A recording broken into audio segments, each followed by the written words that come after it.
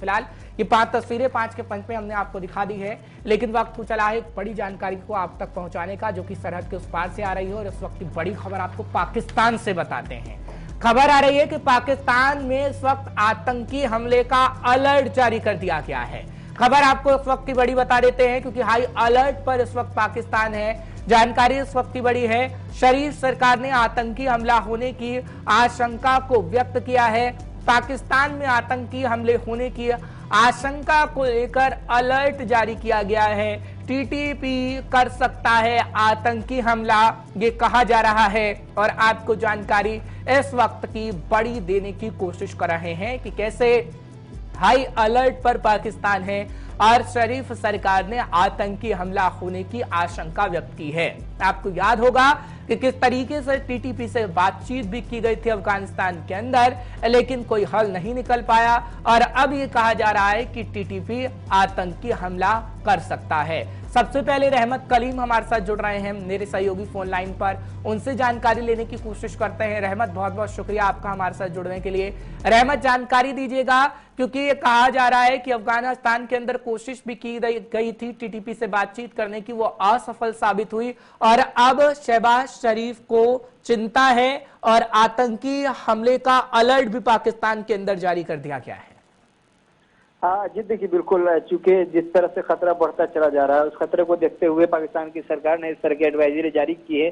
और ये एडवाइजरी या अलर्ट आप इसे कह सकते हैं कि नेशन वाइड ये अलर्ट जारी किया गया है, जिसमें कहा गया है कि खास तौर से उन मकामात पर, ऐसी जगहें जहाँ पर भीड़ भाड़ ज्यादा है, जहाँ पर ज्यादा आबादी रहती है, चाहे वो बाजार का इलाका हो या बड़ी बड़ी मस्जिदें जहाँ पर जामा मस्जिद हो, जहाँ नमाज पढ़ने के लिए लोग बड़ी तादाद में लोग पहुंचते हो, तो ऐसी हसास जो ऐसे सेंसिटिव जो इलाके हैं वहां पर सिक्योरिटी सख्त करने की हिदायत दी गई है। और साथ ही साथ 4 ऐसे स्टेट हैं जिन्हें खास तौर से नजर में रखते हुए कहा गया कि इन स्टेट में या इन सूबों में, प्रोविंसेस में, उन प्रोविंस में बाज़ाब्ता तौर पर हमले का खतरा बढ़ता हुआ दिखाई दे रहा है। खबर यह है कि चूंकि नॉर्थ वजीरिस्तान का जो एरिया है या खैबर पख्तूनख्वा का एरिया है, इन एरिया में जो टीटीपी के कमांडर हैं, सीनियर लीडरान हैं, वो बाज़ाब्ता तौर पर मौजूद हैं। और साथ ही साथ जो अफगानिस्तान में टीटीपी के लीडरान मौजूद हैं या कमांडर हैं, उन तमाम से उनका राब्ता मुसलसल है। और खबर ये भी मिल रही है कि वजीरिस्तान के रास्ते बाज़ाब्ता तौर पर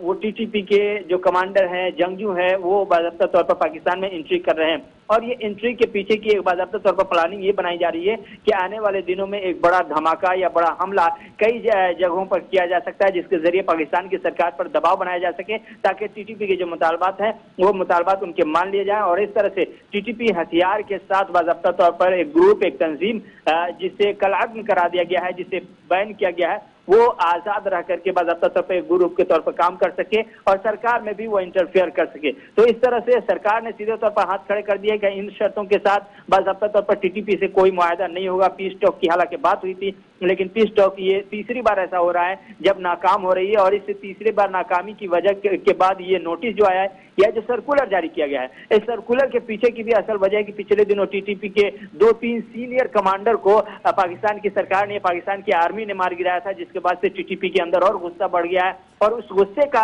इजहार करने के लिए ये माना जा रहा है जो इंटेलिजेंस इनपुट है पाकिस्तानी आर्मी के पास, पाकिस्तानी एस्टेब्लिशमेंट के पास, वो इनपुट्स बता रहे हैं कि आने वाले दिनों में पाकिस्तान के कई हिस्सों में धमाके हो सकते हैं, टीटीपी का हमला हो सकता है। और इसी इनपुट्स की बुनियाद पर, इन्फो की बुनियाद पर बाज़ाब्ता तौर पर पाकिस्तान की सरकार ने नेशन वाइड अलर्ट जारी कर दिया है और सिक्योरिटी को ज्यादा से ज्यादा चौकस करने की हिदायत दे दी है। बहुत बहुत शुक्रिया ऐसा खबर को हम तक पहुंचाने के लिए और बताने के लिए। फिलहाल हमारे संवाददाता बता रहे थे कि आखिर क्यों ऐसा हुआ है, लेकिन इसको और समझने के लिए डिफेंस एक्सपर्ट सोढ़ी साहब के पास चलते हैं, उनसे जानने की कोशिश करते हैं कि आखिर क्या पाकिस्तान में आगे हो सकता है। सोढ़ी साहब, आपका बहुत बहुत शुक्रिया गुलिस्तान न्यूज पर आने के लिए, आपका आभार जो आपने समय निकाला।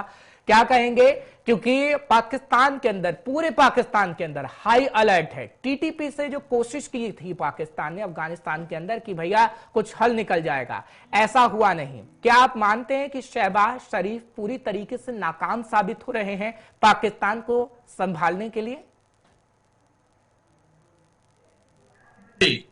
ये मेरा सौभाग्य है कि मैं आपके न्यूज चैनल में हूं।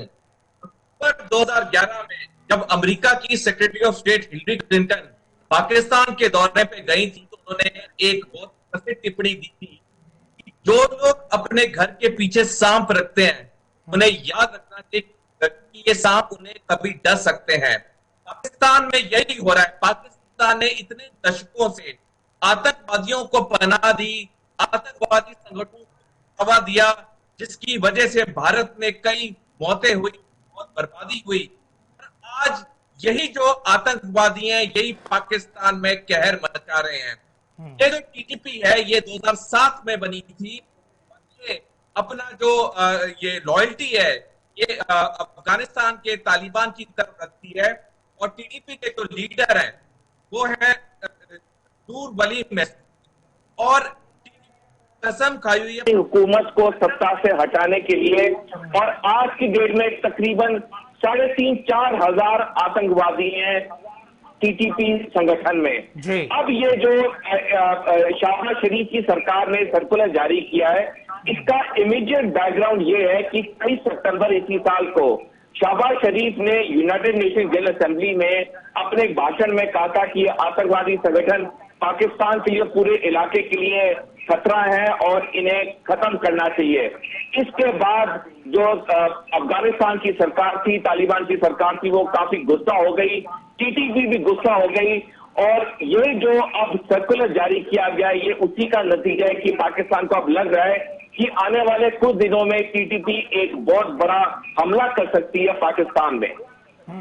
लेकिन सोढ़ी साहब ये समझाने का भी प्रयास करेगा, जिस तरीके से आपने बताया है कि आतंकवाद को अगर पाला है तो उसका अंजाम आपको भुगतना पड़ेगा, ये पाकिस्तान को भुगतना ही है।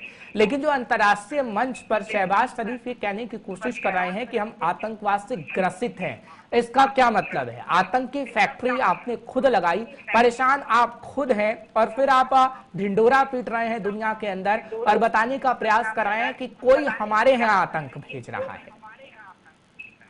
बिल्कुल हाजी, आपने सही कहा। 1971 में जब भारत ने पाकिस्तान को इंडो पाक युद्ध में हराया, उसके बाद पाकिस्तान को यह एहसास हो गया कि हम किसी भी युद्ध में भारत को हरा नहीं सकते। 1977 में जब जनरल जिया-उल हक पाकिस्तान के राष्ट्रपति बने तो उन्होंने एक डॉक्ट्रीन का ऐलान किया जिसका नाम था ब्लीड इंडिया विद 1000 कट्स, यानी कि भारत के ऊपर 1000 घाव करो। और ये मिलिट्री डॉक्ट्रीन को आज तक पाकिस्तान के स्टाफ कॉलेज कोयटा में पढ़ाया जाता है पाकिस्तान की सेना के अफसरों को। इस डॉक्ट्रीन के तहत पाकिस्तान में यह तय हुआ कि क्योंकि हम भारत को एक युद्ध में नहीं हरा सकते तो हम जगह जगह में भारत में आतंकवादी संगठनों को बढ़ावा देंगे ताकि भारत के अंदर नुकसान हो। सबसे पहले इन्होंने इस डॉक्ट्रीन का इस्तेमाल किया पंजाब में, जहां पे 1980 और 1990 के दशक में आतंकवाद रहा। उसके बाद इन्होंने कश्मीर में इस चीज की शुरुआत की। तो ये जो इन्होंने बीज बोए थे, आज यही इनके लिए मुश्किल बनके खड़े हो गए हैं। शहबाज शरीफ किसी भी अंतर्राष्ट्रीय मंच में बोले, हकीकत ये है कि उनकी सरकार हमेशा आतंकवादी संगठनों को सपोर्ट करती आई है और आज जो पाकिस्तान हो रहा है उसके लिए ये खुद जिम्मेदार है।